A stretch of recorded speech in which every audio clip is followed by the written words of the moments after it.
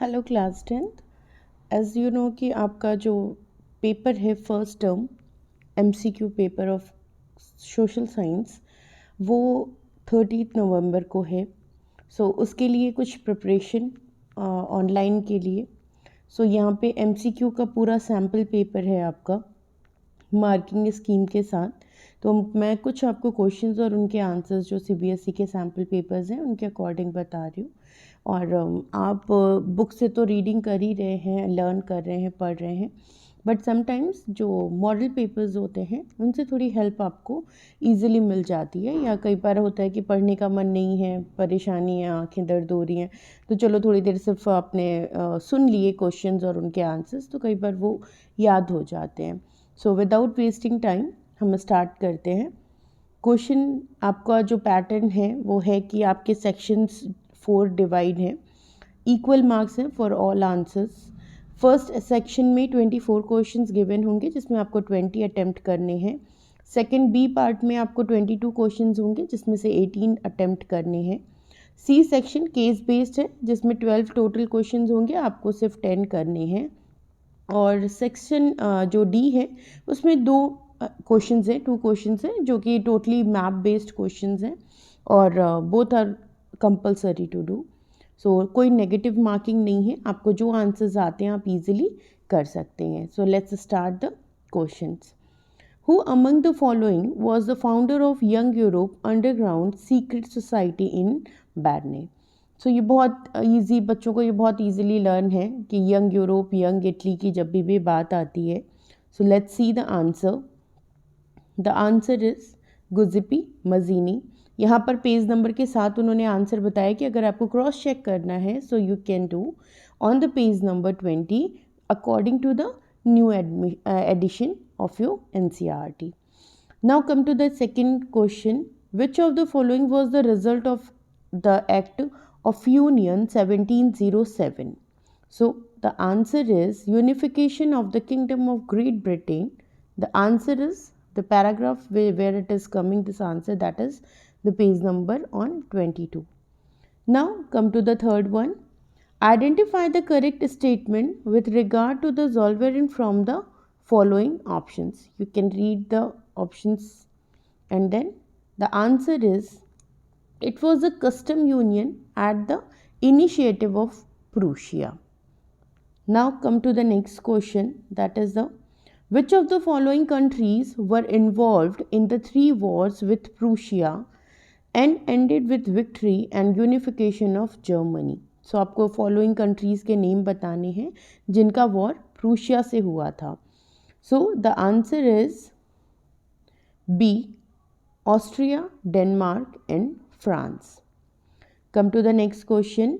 Identify the ideology under which people demanded freedom of market in early 19th century Europe.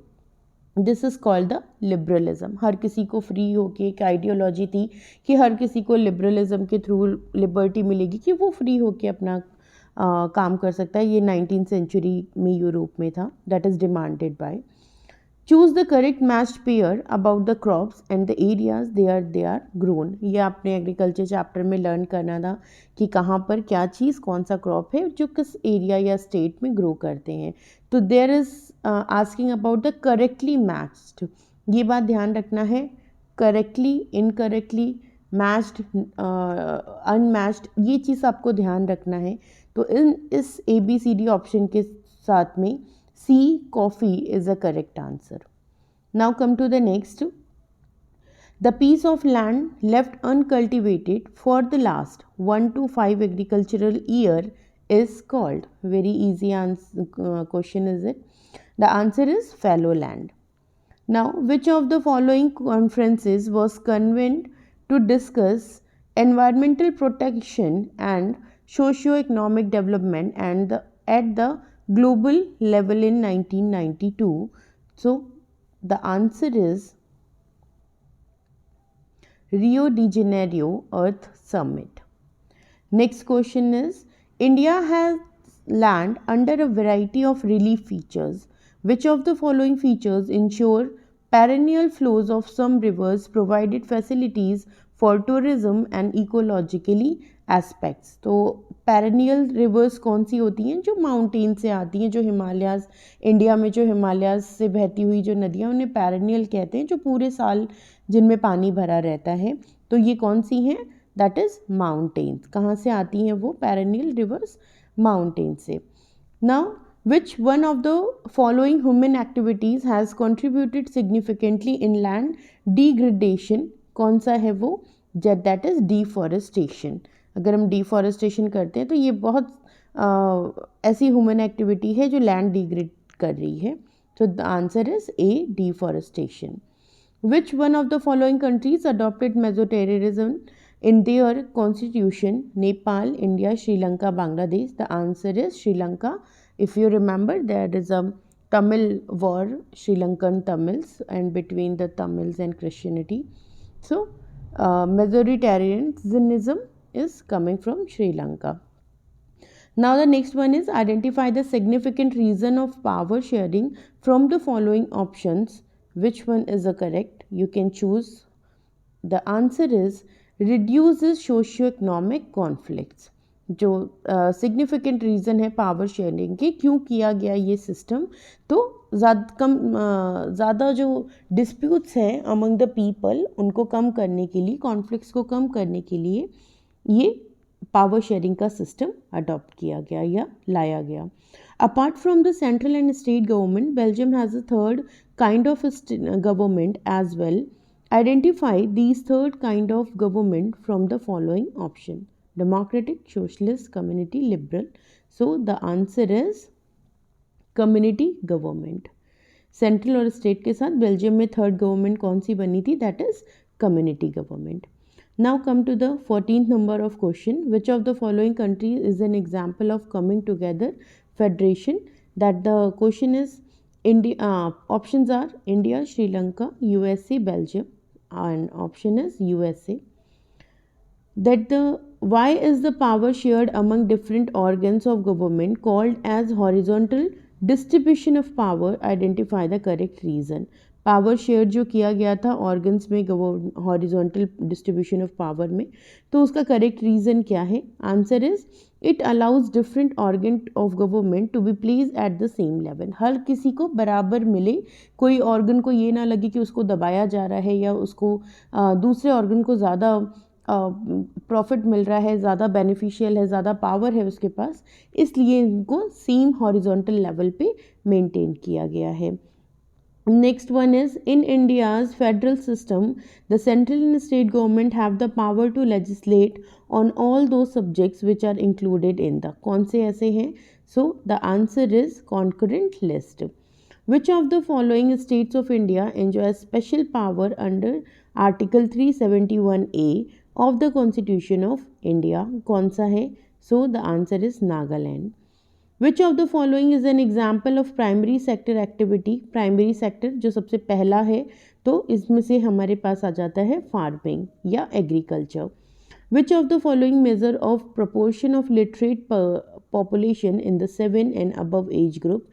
The options are net attendance ratio, enrollment, literacy, and the dropout ratio. Answer is literacy rate.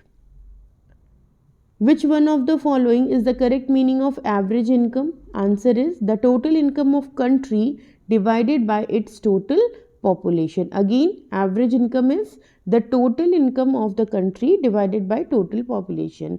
Average income उसको कहते हैं जब हम total country की income को उसकी total population से divide कर देते हैं. Which one of the following best describes Human Development Index HDI? एक क्वेश्चन इससे ज़रूर बनता है एवरेज से या HDI से. तो that is the answer is improvement in health, education and income. This is called the human development index. इन तीन चीज़ों के बेसिस पे ही ज़्यादातर हम ह्यूमन डेवलपमेंट को नापते हैं या मेज़र करते हैं. Consequences of environmental degradation do not respect national or state boundaries. Which of the following is essence of this statement? Option answer is sustainable development. Consequences ऐसे कौन से रीज़न हैं, कौन से बातें हैं जो environmental degradation do not respect, जिसमें कि वो नहीं बात मानते हैं, that is a sustainable development. Which of the following examples fall under an organized sector? So the answer is engineer getting all employment benefits. Mahatma Gandhi Rural Employment Guarantee Act 2005 states a guarantee of minimum 100 days per year, that if government is unable to fulfill these 100 days of employment, the government would have to what? That the government would have to pay the provide the health care as compensation, or the 1/3% of allowance scheme, another scheme, and the compensation to lieu the these days. So the answer is pay the compensation in a lieu of these days. जो भी बचे हुए दिन होते हैं उनको compensation की तरह वो उनको पूरा पेमेंट करना ही पड़ता है, अगर उनको काम मिला है तो भी, और नहीं मिला है, नहीं दिया है गवर्नमेंट की तरफ से कोई काम, तो भी उनको कॉम्पनसेशन की तरह पूरे 100 दिन की जो वेजेस हैं वो उनको मिलेंगी। तो ये आपका फर्स्ट जो ए पार्ट है उसके क्वेश्चंस इस सेक्शन में करिए। अभी नेक्स्ट जो पार्ट है नेक्स्ट वीडियो, क्योंकि बहुत लंबा हो जाएगा, तो नेक्स्ट बी पार्ट करेंगे हम नेक्स्ट सेशन में। Okay, so all the best, do the questions, at least do practice more time.